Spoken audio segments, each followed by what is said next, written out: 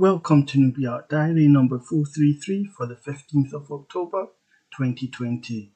NUBIART, a different perspective on the African world. Okay, first up is the October promo, Got to Be Tough by Toots and the Maytals. It's out now on Trojan, Jamaica, BMG.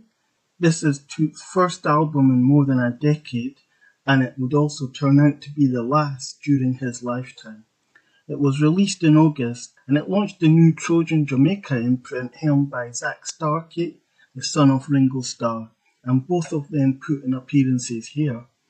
The basis of most of the tracks was laid by Toots, who plays guitar, keyboard, drum and bass across the 10 tracks. And then he called in the likes of Sly Dunbar and Stephen Douglas on drums, Nigel Burrell on drum programming, Hopton Hibbert on bass, Stephen Stewart and Charles Farquharson on keyboards, Dario Morgan and Zach on guitars, and Cyril Neville of the Neville Brothers as the percussionist. The horns are handled by a range of musicians, including trombonist Nambo Robinson in what must have been one of his final outings. On backing vocals are Lisa Davis Palmer, Latoya Hall Downer, and Toots' daughter Leba. The album covers a range of styles that Toots has delivered throughout his career. It opens with the raw and punchy Drop-Off Head, urging people to keep forging ahead against all adversity.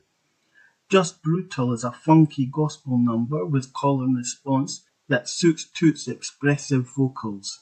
The title track is a rootsy one-drop that matches the seriousness of the theme. Got to be tough when things get rough. You've got to be tough and this is a warning.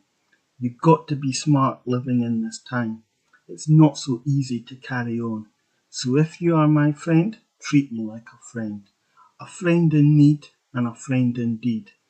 Just in case you never know, or maybe you forget, your days are getting shorter. Our youths are getting slaughtered. Things may be hard, so hard, but we have to overcome it. When you lost someone like loved ones, we have to overcome it. Following on from this track is Freedom Train, with Sly laying down the foundation rockers beat alongside some upbeat organ riffs. The roots rhythms continue with Warning Warning. Halfway through and Toots moves on to the soulful J Lovers of Good Thing You Call.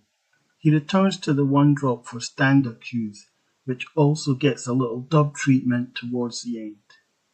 Ziggy Marley trades vocals with Toots on a modern ska version of the Bob Marley and the Wailers classic Three Little Birds, and Having a Party is an up-tempo ska number. The album closes with Toots returning to his funky roots gospel on Struggle. Got to Be Tough is the message of this record and of Toots' entire career. The music is joyous and defiant, and given that Toots was looking forward to getting back on the road before the COVID-19 related lockdown slowed down the opportunities for live performances. Okay, for the NUBIART Library October Media, the book is Let Love Have the Last Word, a memoir by Common, and it's published by Atria Books. This book goes to the heart and soul of the topic of love, an ever-pervading force that is undeniable. Common takes his book and speaks on the subject and looks at it from the angle of his experiences and what he has learned and is learning about this special emotion of force. It is a soul-searching book that enables readers to reflect on their own view and evaluation of how they view love in their own lives. The book encapsulates the various forms we can experience love as humans. On page 33 he writes, "What is love? What does it mean to me? If nothing else, it means to let love have the last word in any situation, no matter the person. It is a statement of purpose, and it is a daily promise."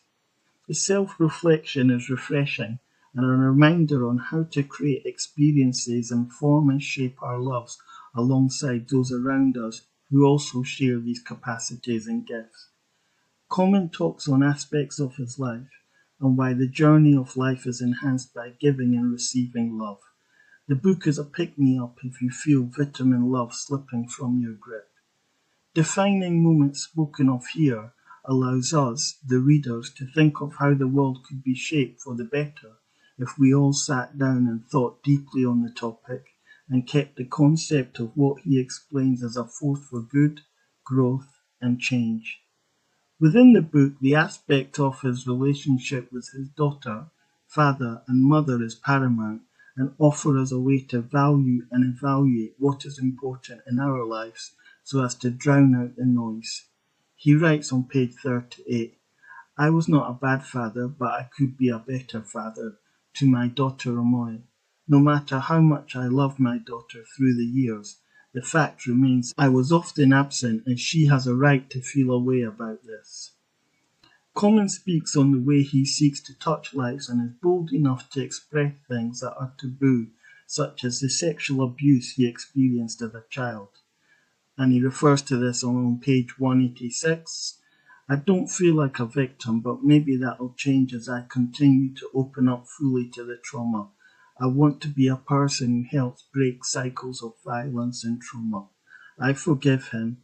This is love in action, and I intend to practice it. The intellect and well thought out words and structured thoughts reveal his depths as an artist and human being. He writes, for me, becoming a husband, one half of a long-term and committed, intimate relationship, remains unfinished, though I've gotten close a few times.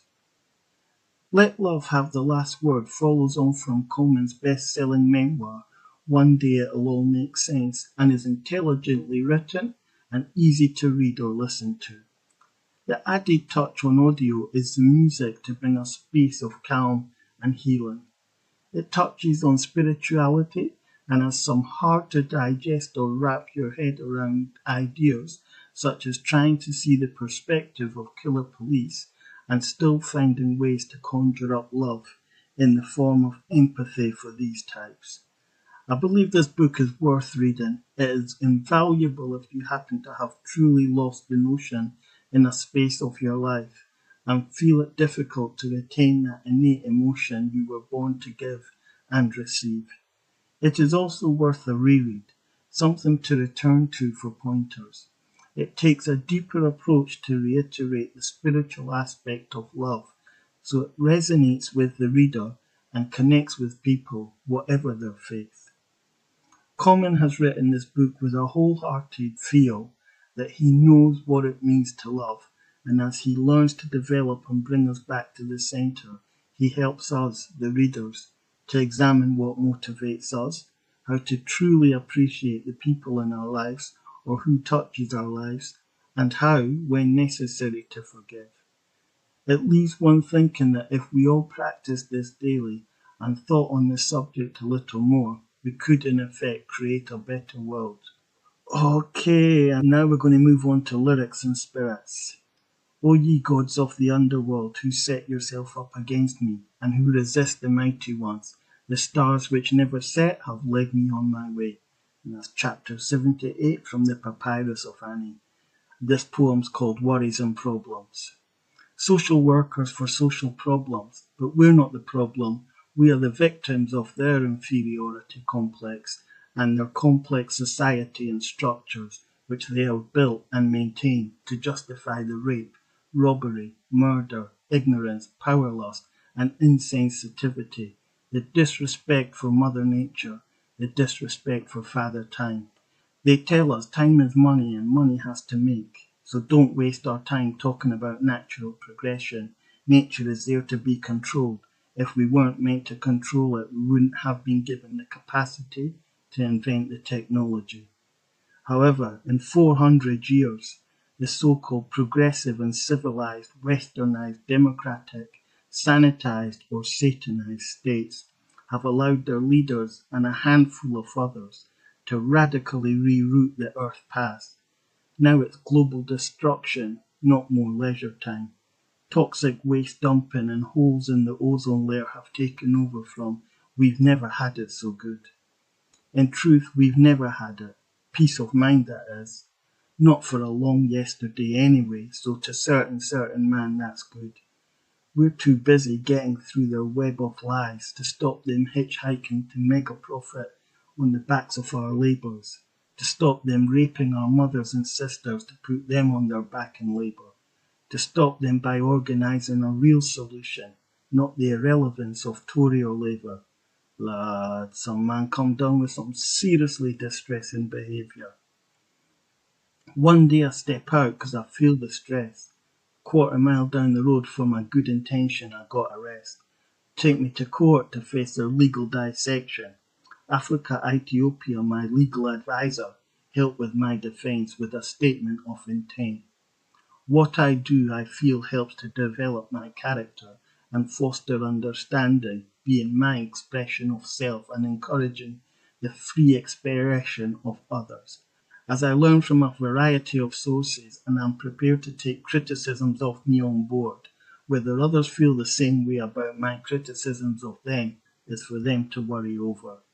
In my actions, I want to minimize unnecessary distress to those I love and whose opinions I respect.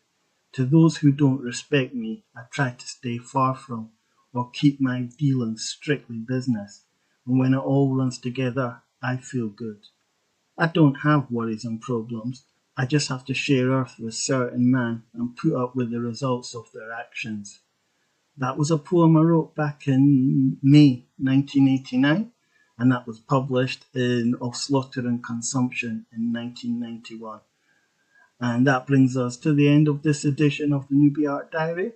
If you want to get in touch with us, it's Kubara Zamani, African Quest, PO Box 35165, London SE5 8WU. The email africanquest1@hotmail.com, and on Twitter at NUBIART Diary. And we'll just close with our saying, talk sense, or it don't make sense you talk. Guidance.